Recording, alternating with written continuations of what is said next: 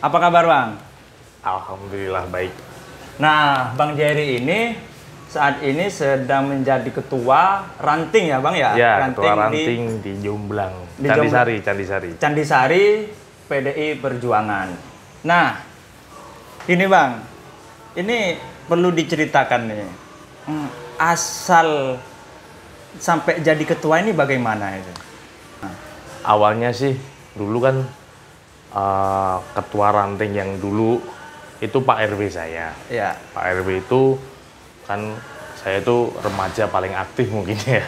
Remaja paling aktif terus diajak suruh ini loh junjung-junjung meja waktu ada acara partai di wilayah di tempatnya Pak RW itu. Kemudian suruh nata snack, kemudian banyaklah terus ketemu sama dewan lah. Orang DPRD kota datang ke rumahnya Pak RW, bangga banget, seneng gitu loh. Terus saya inspirasi, bagaimana ya, kok aku harus bisa seperti itu. Kemudian di lain kesempatan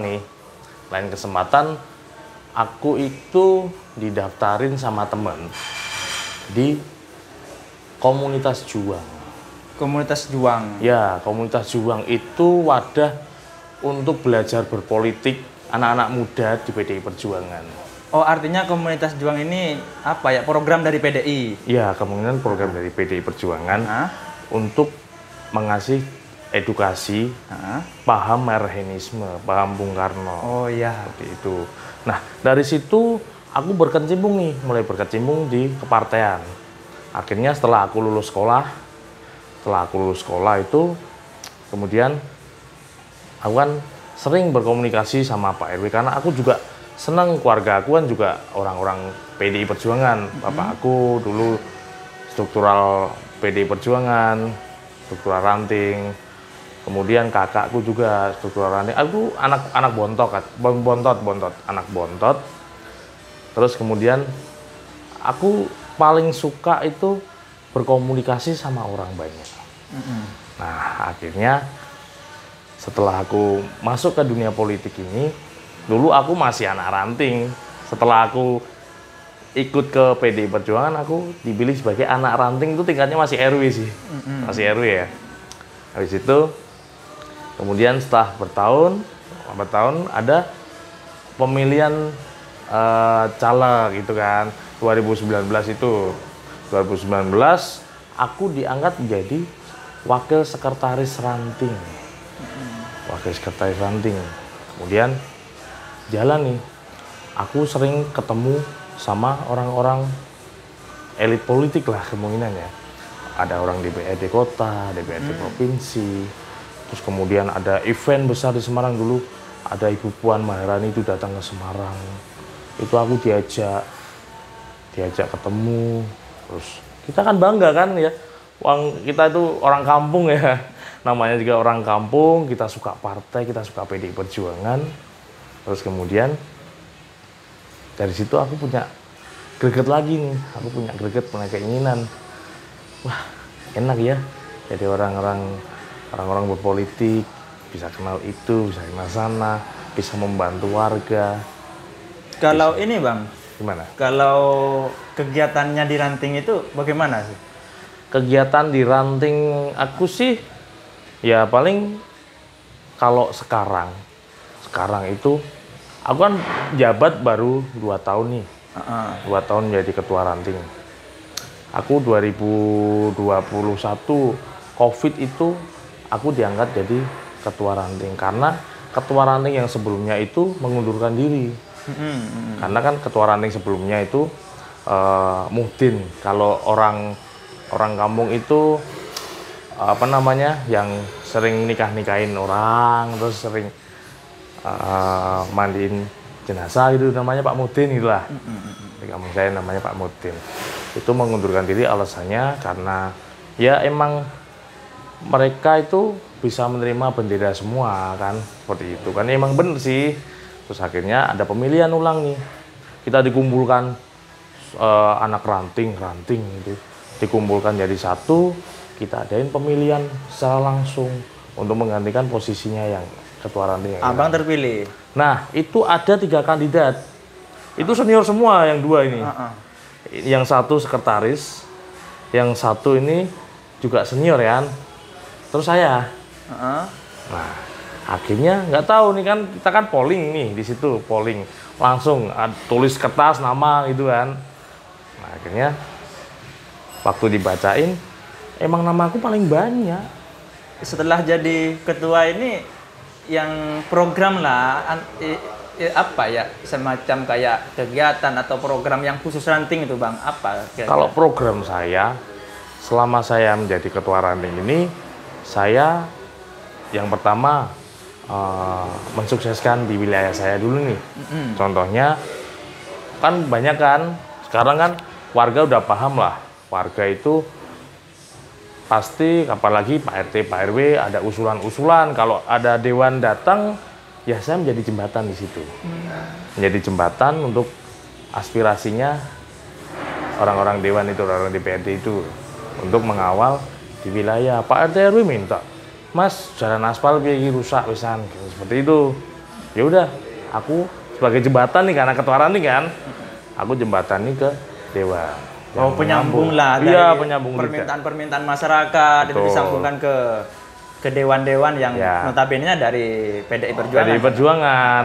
Jadi aku juga komunikasi dengan Pak Lurah karena birokrasi kan di situ kan. Kalau ada pembangunan di wilayah kan pasti juga Pak Lurah ikut serta kan. Nah, itu juga saya komunikasi. Jadi ada bantuan dari sembako dari pemerintah. Saya di situ berperan karena aku tuh punya tim ranting sama anak ranting. Kalau anak ranting kan per RW pasti ada kan. Itu ada namanya KSB, Ketua Sekretaris Bendara. Nah, aku manfaatin mereka untuk mencari data-data teman-teman nih yang warga yang kurang mampu. Kemudian butuhnya apa sih di wilayah mereka seperti itu. Abang sebagai ketua ranting, ini pertanyaan lebih fokus kemana nih? Kan sekarang ada perhelatan pencalonan presiden, nah, sama caleg. Nah, abang ini lebih fokus kemana nih? Caleg apa presiden ini? Kalau saya karena aku penanggung jawab di wilayah, di suatu kelurahan, karena kan ranting kan itu megangnya satu kelurahan kan, itu saya wajib dua-duanya. Ya presiden, ya caleg juga. Tapi untuk presiden ini kan wajib ya, pasti ya presiden lah. Kita kan pasti dapat mandat langsung dari ketua umum kita Ibu Megawati. Presiden wajib kita menangkan karena kan emang besok kalau nggak presiden siapa lagi kan seperti itu. Tapi kalau caleg itu kan banyak nih. Kalau di dapil aku kan ini kita ngomongnya dapil ya. Dapil itu ada 8 caleg dari PDI Perjuangan. 8 caleg jumlahnya. Di dapil kita dari PDI Perjuangan ya khususnya. Itu ya karena kita sistemnya komandante. Komandante itu sudah ditaruh di tempat-tempat di titik-titik. Jadi yang diketuai Pak Pacul. Ya, Pak Bambang Pacul itu sudah mengomandoi, sudah ada pos masing-masing di kelurahan. Jadi itu gunanya untuk biar tidak ada selek sama kader PDI Perjuangan. Nah, di situ ada banyak. Terus tim saya yang mengawal itu semua. Jadi kita bagi tugas. Ya tetap buat presiden itu paling utama. Caleg itu juga kita usahain bawain, kita bawa ke wilayah, kita kenalin ke warga agar apa besok tujuannya itu ya kalau ada aspirasi itu langsung bisa ke masyarakat. Kira-kira kalau ini kan paling bawah ya Mas ya, lapisan masyarakat paling bawah ini ranting ya. Kira-kira ada selek nggak antara sama anak ranting yang lain, notabene di partai yang lain gitu, ada nggak kira-kira itu? Kalau partai lain itu ada ranting apa anak ranting kita nggak tahu. Cuman kalau aku sih fokus aja ke partai saya, ke PDI Perjuangan. Aku akomodir itu anak ranting sama ranting saya, tim saya ini. Kita fokus ke PDI Perjuangan. Kita fokus kalau ini kan masa ini ya pilpres sama pileg ya. Iya. Kita fokus untuk menangin caleg sama capres kita. Seperti itu. Jadi nggak usah lah mikir yang lain-lain gitu. Iya. Sampai besok hari H tanggal 14 Februari itu kita harus tetap fokus, kita harus tetap menjaga, mengawal warga agar PDI Perjuangan besok menang lagi. Berarti intinya sebagai Masnya sebagai ketua ranting juga ada fokus masing-masing ya, tapi yang lebih difokuskan ke presiden. Ya, presiden cuma yang wakil nanti presiden. baru caleg dan segala macam. Betul. Ini kira-kira ini Masnya kan di bawah. Kira-kira apa sih Mas keinginan masyarakat itu untuk berpartisipasi dan mendukung caleg atau presiden? Kira-kira apa itu? Jadi kalau masyarakat yang aku lihat ya, karena kan aku sering muter, sering nongkrong di rumah warga-warga, Pak RW, Pak RT, itu sekarang udah kayak apa ya, teman sahabat aku sendiri kan, gitu kan. Jadi mereka itu pengennya ya ini ekonomi di wilayah, terutama ekonomi dan pembangunan itu agar naik levelnya. Jadi di wilayahku itu ya mohon maaf, itu menengah ke bawah.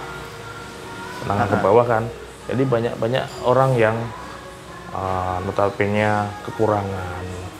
Lah, mereka itu saya kondisikan, aku kasih tahu, aku sosialisasikan gitu kan. Ini loh, tak kenalin agar besok itu kedepannya kita lebih baik. Program ini dari partai, dari caleg, dari presiden ini bagus. Tak kenalin seperti itu. Jadi warga itu antusias. Oh iya Mas, aku butuh seperti ini. Aku butuh ben besok itu anakku bisa sekolah.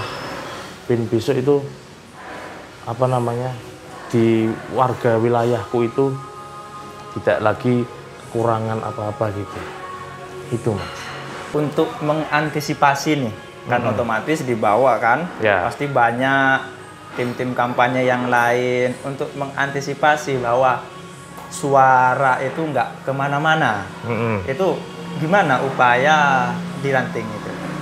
Banyak ya, apalagi sekarang kan ya mungkin ya kalau dari zaman dulu itu ceritanya money politik kan banyak kan, dari mungkin dari partai lain. Ya kalau dari PDI Perjuangan tuh kita mengkondisikannya itu apa ya? Warga itu sudah paham kalau PDI Perjuangan tuh pasti akan berjuangin wilayahnya. Jadi ya kita bawa aja, kita halus dari masyarakat paling bawah. Kita sering datangin, kita sering ajak dewan kita yang mengampu di wilayah kita itu datang ke tempat. Ini loh, benar-benar datang dewan itu. Jadi dari PDI Perjuangan itu sudah melekat, sudah dari hati ya mungkin ya, untuk merangkul masyarakat. Jadi ya kita lillahi ta'ala lah, kita kalau sudah pakai hati itu gimana sih? Iya, Kan gitu kan. Apalagi kita sudah mendatangkan sosok orang yang pasti membantu di wilayah itu. Nah, ini masih dalam ranah kampanye nih kan. Iya.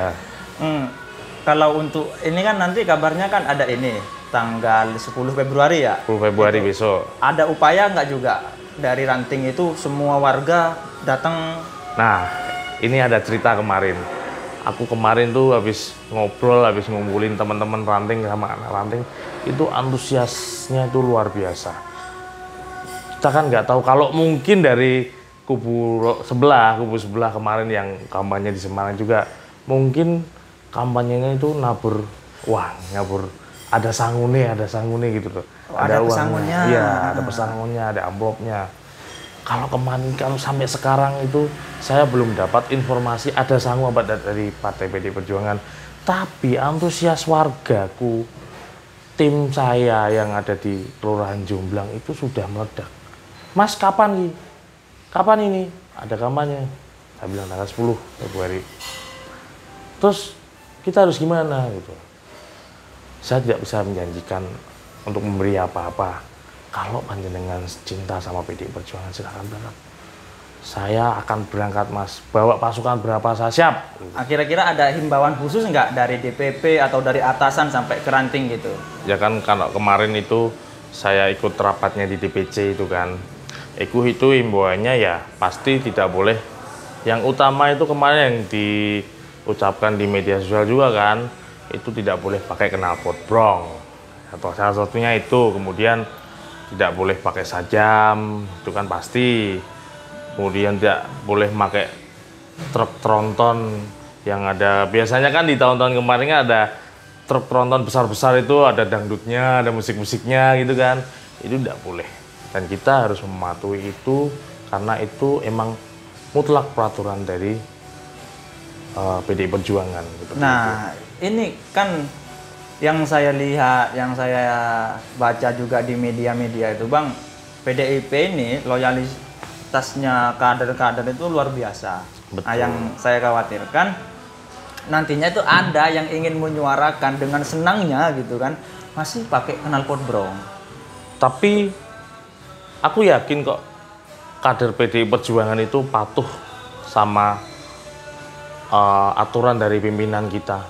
Dari komandan Biarpun bukan dari komandan deh, ini kan langsung dari DPP pusat, kan anjuran dari Bu Mega, dari Pak Hasto. Itu ya kita harus mematuhi peraturan itu. Jadi kader PDI Perjuangan itu biarpun mungkin totalitas, tapi begitu ada 1-2 larangan, mereka tetap harus mematuhi. Pasti kok itu, aku yakin itu. Jadi ini bedanya kader PDI Perjuangan sama mungkin kader lain ya.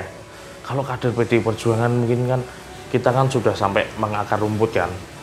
Itu dari atas sampai bawah itu kita satu komando. Jadi seperti itu. Kita satu komando. Kita harus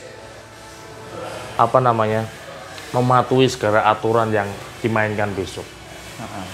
Kalau kita tidak boleh pakai knalpot brong, oke kita siap. Apalagi sekarang kan kebanyakan mungkin matic motornya kan. Itu salah satu cara menanggulangi seperti itu.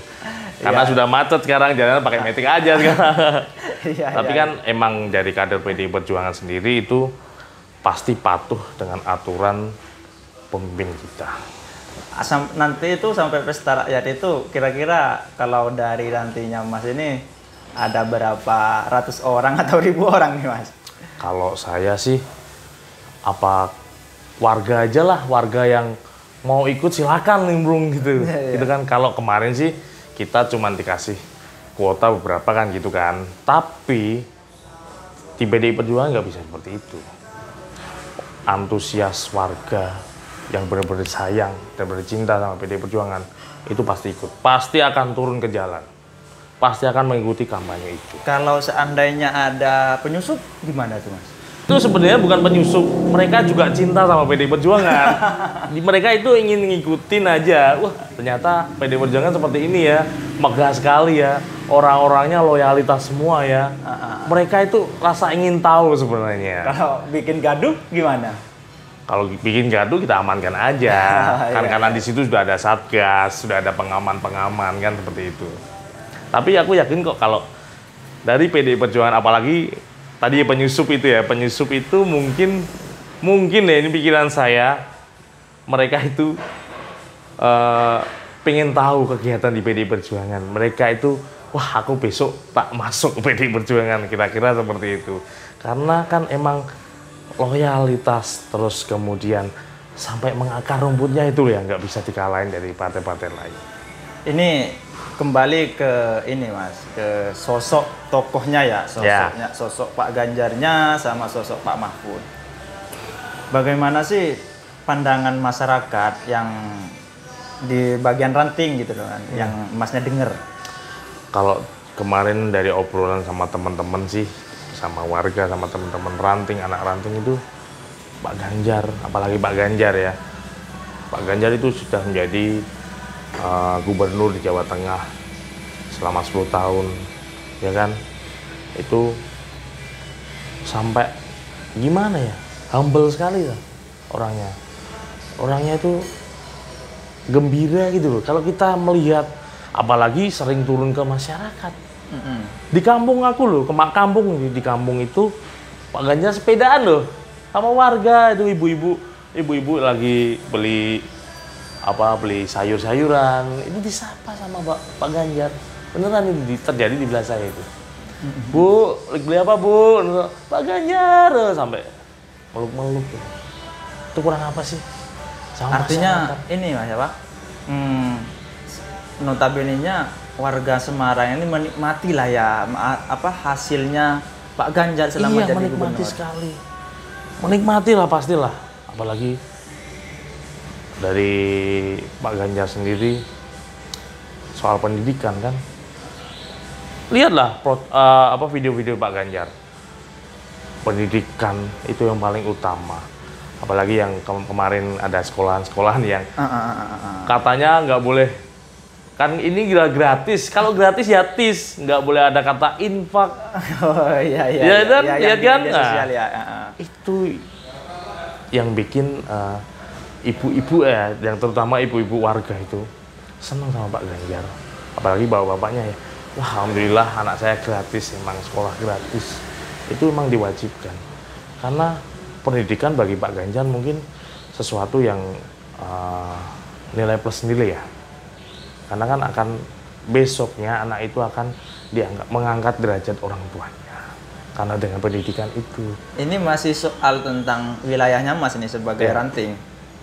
Bagaimana cara memastikan bahwa suara PDI, suara Pak Ganjar dan caleg-caleg yang diusung oleh PDIP ini itu nggak kemana-mana?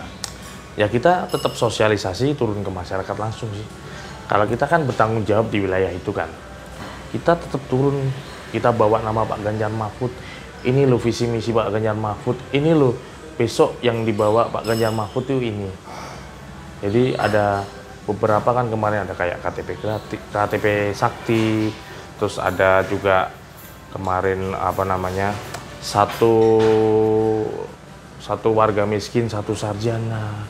Itu kan bagus, membuka lapangan pekerjaan 10.000 kan.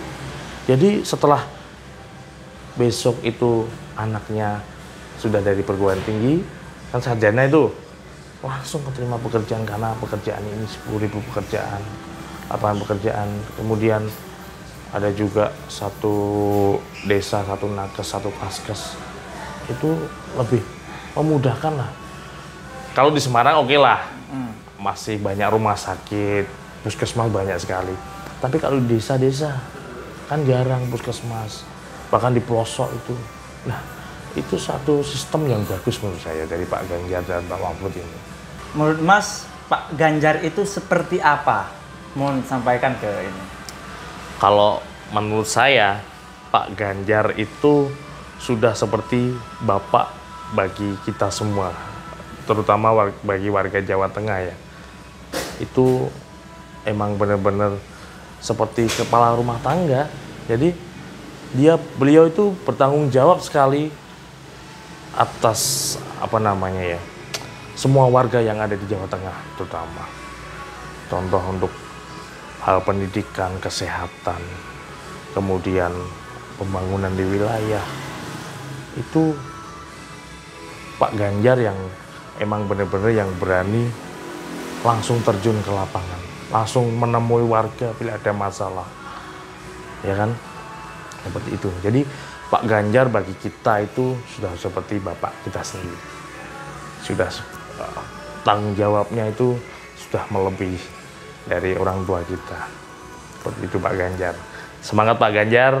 Besok di 2024 tanggal 14 Februari Pak Ganjar harus menang jadi Presiden Republik Indonesia. Datang ke Simpang 5 untuk acara kampanye akbar terakhir dari PDI Perjuangan dan juga partai koalisi dari PDI Perjuangan.